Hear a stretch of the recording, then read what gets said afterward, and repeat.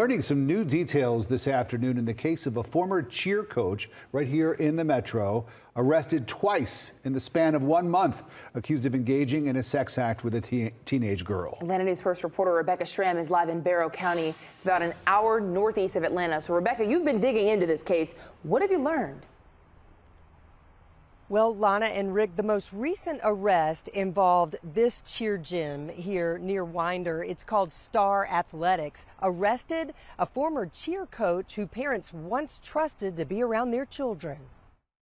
This is the mugshot for 31-year-old Charles Moore of Snellville. According to the arrest warrant, Barrow County detectives believe Moore engaged in a sex act with a victim sometime before October of 2023 inside a vehicle in the back parking lot of Star Athletics near Winder. The victim later found out the encounter was recorded on video. Moore is charged with sexual exploitation of children.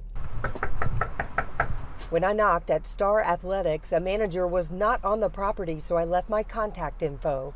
We've learned Moore was arrested on a similar accusation last month in Walton County. According to the arrest warrants in that case, Moore recorded video of himself engaged in a sex act with a 16-year-old girl in the parking lot of a Starbucks in Loganville and later sent her the video on Snapchat. In that case, he's charged with sexual exploitation of children and furnishing obscene material to a minor. The Walton County School District confirms Moore served as a community coach for the Walnut Grove High School competition cheer squad in the fall of 2022, but the district is not aware of any inappropriate acts happening on any of its campuses.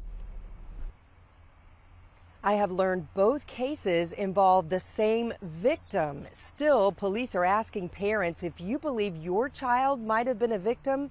They want to hear from you. Live near Winder in Barrow County, Rebecca Schramm, Atlanta News First.